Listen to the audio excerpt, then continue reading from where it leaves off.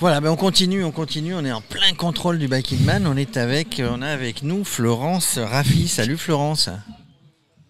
Clémence. Clémence, pourquoi j'ai dit Florence? Allez, pas.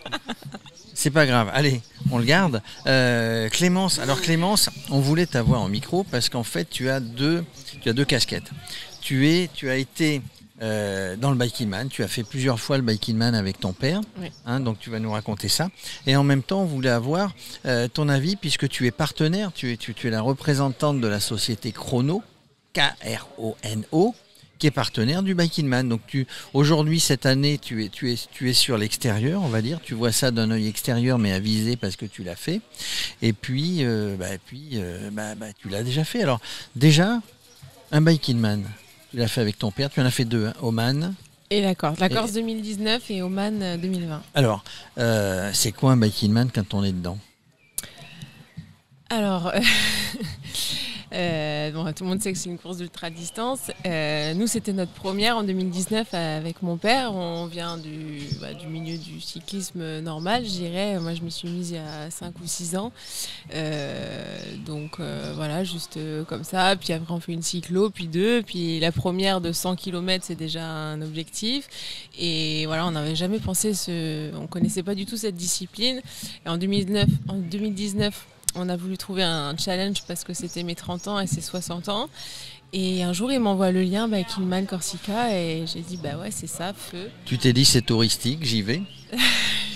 Je me suis dit, ça va, c'est sur l'île, c'est pas trop l'inconnu, mais c'est quand même de belles routes à découvrir. Et à l'époque, il faisait 700 km avec 12 000 de dénive. Là, il a pris quelques kilomètres. Il a pris quelques pris... kilomètres et quelques pourcentages de dénive positif depuis. Avec 18 000, voilà. Et là, il va le faire tout seul cette année. Il va le faire tout seul. Voilà, et toi, alors tu vas nous en parler, mais on l'aura certainement au micro de Radio Cyclo. Toi, tu es partenaire, donc tu travailles maintenant chez Chrono, puisque Chrono Corsica, voilà, c'est une société qui a maintenant 5 ans, qui a été créée par Jérémy Martinetti et Henri Orgione. Et voilà, donc je m'occupe du chrono. Et voilà, on est partenaire Biking Man. On est aussi le site internet sur lequel tous les coureurs vont s'inscrire. Et voilà, sur place, on s'occupe du chronométrage. Ils ont une petite puce sur leur carte. D'accord, oui, j'allais dire comment ça fonctionne. Il y a une petite puce et la petite puce, elle est repérée. Il y a une puce qui est collée sur leur carte de survie. Voilà, c'est comme leur passeport. Il ne faut vraiment pas qu'ils la perdent. Ils la présentent à chaque checkpoint. Et à chaque checkpoint, nous, on la scanne. Et ils auront leurs résultats en live. Donc, il y a le lien avec les trackers pour savoir sur la map où ils sont en temps réel. Et pour pouvoir suivre, oui, exactement.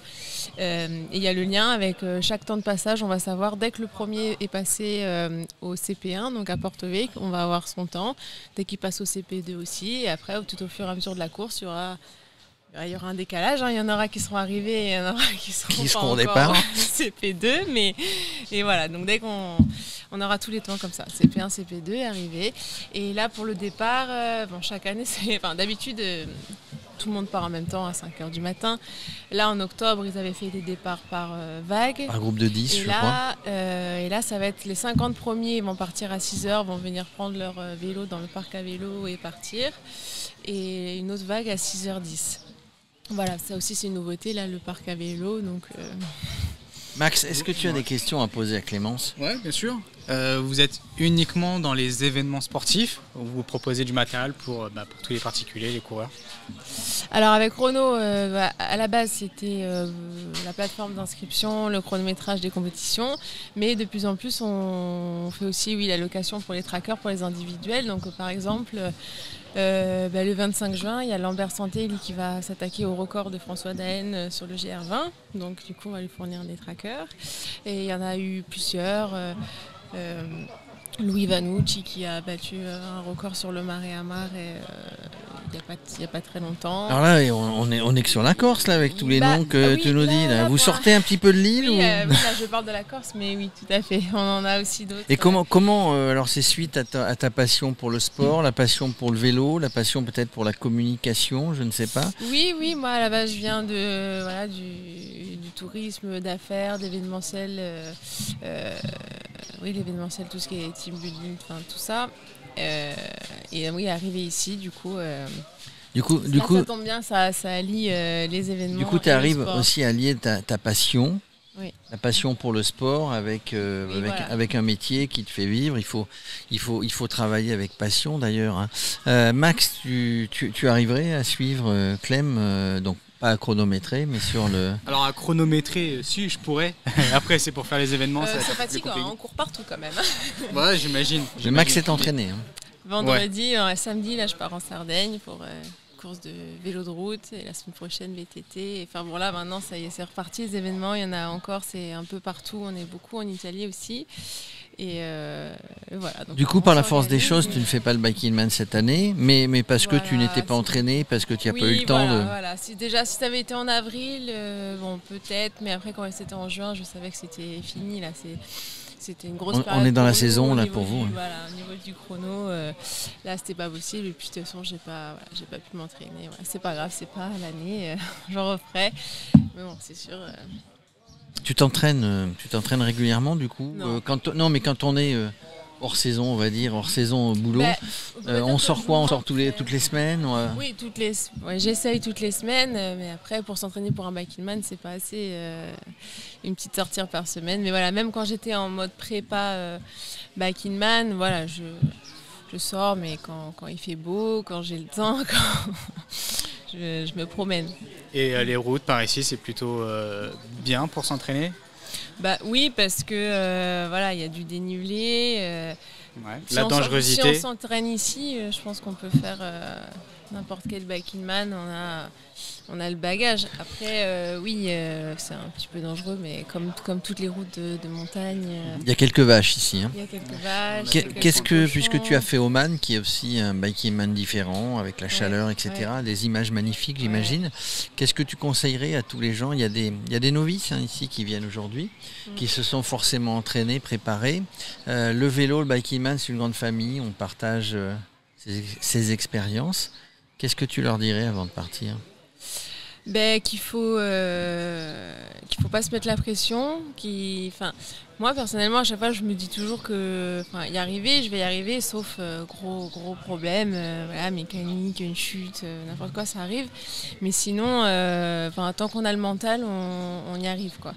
Parce Donc qu'à c'est le Oman, mental. Oui, clairement. À Oman, je me rappellerai toujours dans le Jebel Cham, c'était tellement difficile et on se disait ouais, on va y arriver, mais franchement, on reviendra pas, quoi. C'est trop dur.